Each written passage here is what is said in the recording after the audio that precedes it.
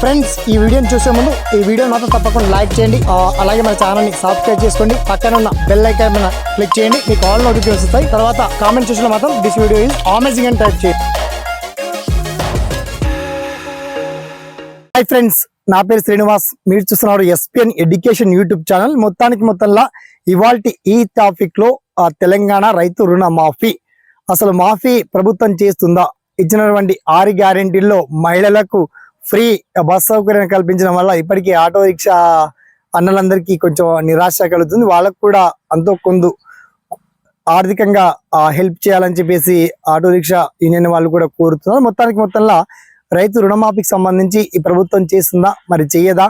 ఎప్పట్లోగా ఈ రుణమాఫీ డబ్బులు పూర్తవుతాయి? 100% ప్రభుత్వం చేయడానికి సెంట్రల్ గవర్నమెంట్ నుంచి మనకు ఫండ్స్ అంటే సోనియా గాంధీ నుంచి కూడా సపోర్టెడ్ గా ఉంటుంది. కాబట్టి మొత్తానికి రుణమాఫీ కూడా జరిగి తీరబోతుంది. దీనికి సంబంధించి మార్గదర్శకాలు ఏంటి, ఎప్పట్లోగా మనకు రుణమాఫీ కావచ్చు అనే పాయింట్ మీద మనం మాట్లాడదాం. ఓకేనా? So let's start our topic.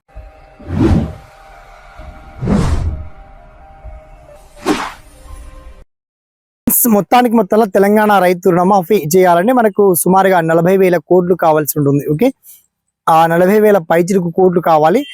దీనికి సంబంధించి ఆదేశాలు కూడా అన్ని జిల్లాల వారీగా బ్యాంకర్లందరికీ కూడా ఆదేశాలు అందాయి. కాబట్టి రైతుల యొక్క డీటెయిల్స్ అన్ని తీస్తున్నారు బయటకి.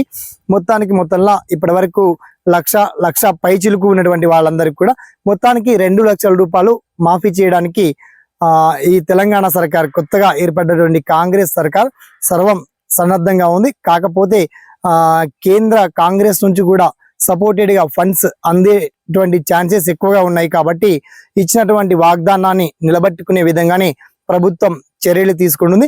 కాకపోతే కాస్త ఆలస్యం జరుగుతుంది. ఫస్ట్ మనకు రైతు బంధు డబ్బులు పడ్డ తర్వాత ఈ రైతు రుణమాఫీ అనే సమస్య తీరుతుంది. కాకపోతే ఒకే విడతలో కాకుండా దాన్ని ఒక 2 విడతలు తీసుకుంటారా, 4 విడతలు తీసుకుంటారా అనేది కూడా క్లారిటీ ఇచ్చారు.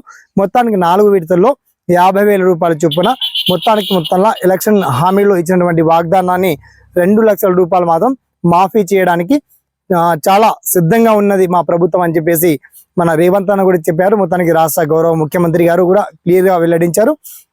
అండ్ అన్ని జిల్లాల వారీగా ఇప్పటి వరకు ఎంతమంది రైతులు అప్పుల్లో ఉన్నారు, వాటికి సంబంధించి వివరాలు కావచ్చు, మీ గ్రామాల వారీగా ఆ పర్టికులర్ డీటెయిల్స్ అని చాలా క్లియర్ అండ్ వెల్కట్ గా మీకు వీడియో కింద లింక్ ఇచ్చామండి.